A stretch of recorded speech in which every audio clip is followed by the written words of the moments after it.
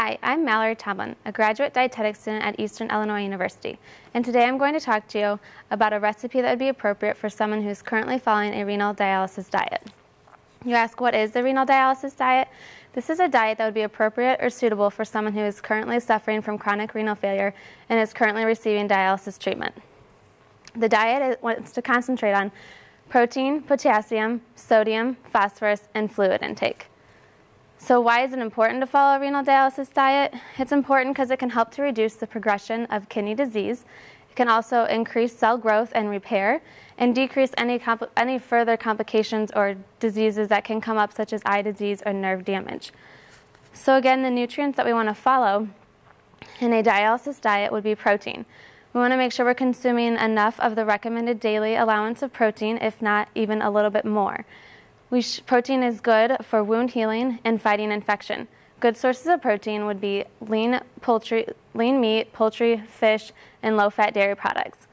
We also want to make sure that the kidneys are filtering what goes into our body. When the kidneys aren't properly functioning, they can't filter the products that go into our body. Therefore, they cannot excrete the waste that our body distributes. So we want to start the filtering before it goes into our mouth. So we want to start filtering with the food that we eat. Following a renal dialysis diet can help you feel better and have more energy. We want to limit potassium because it can build up between dialysis treatments and cause problems with our heart, such as irregular heartbeat or even heart attack. Sodium also needs to be limited to decrease fluid retention and control your blood pressure, as well as phosphorus. We want to limit that as well because, again, it can build up between treatments, and during dialysis, only a small amount of phosphorus can be removed from the bloodstream. Buildup of phosphorus can cause bone and heart problems. Fluid, we want to make sure we're receiving a minimum of 2 liters of fluid per day. These are just general diet guidelines. These are not for each individual person. Each individual is different and requires different needs and requirements, so it's important to consult a registered dietitian or other health professional before starting a dialysis diet or any diet. The recipe I chose today is a Hawaiian chicken salad. It is very simple and easy to make. We're going to start with 1 cup of cooked chicken. I just went ahead and cooked this on the skillet. 1 cup equals about 1 good-sized chicken breast. And then after it was cooked, I just cut it up into really small pieces. Then you're going to add 1/2 cup of pineapple. You can either use fresh pineapple or canned pineapple, but we want to make sure that it's in small pieces and drained as much juice as possible. Next, we'll add 1/4 cup of green peppers. You want to chop these up into small pieces.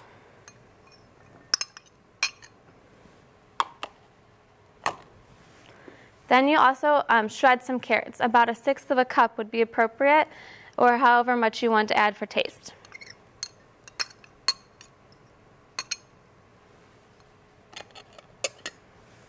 Lastly, we'll add 1/4 cup of low-fat mayonnaise.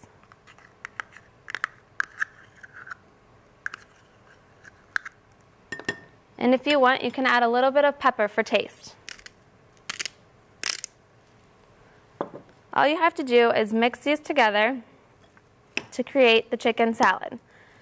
The green pepper and pineapple are good low potassium fruit and vegetables. Since we can only have a small amount of potassium in our diet, these are good vegetables and fruits that are low in potassium that you can still consume.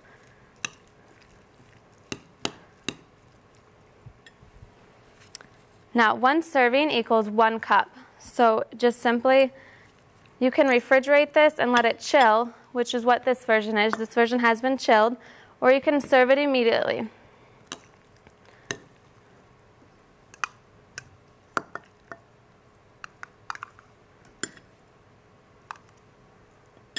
So once you have your 1 cup, you can put it on bread. You can choose pita bread, a tortilla, make it into a wrap, or you can just choose 2 regular slices of bread to make yourself a sandwich.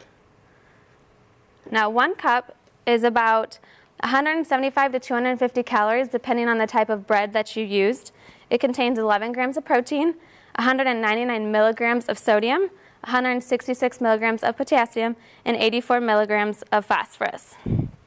This recipe came from davita.com. It's davita.com, and it offers great recipes that you can, any person suffering from the different phases of kidney disease can use to incorporate into their diet to help them with their kidney disease. Other websites are rsnhope.info. This offers another website full of great recipes. And if you're just looking for good information on kidney disease, you can visit the American Association of Kidney Patients. It's aakp.org for other information regarding kidney disease and how to deal with that. So this concludes the food demonstration today.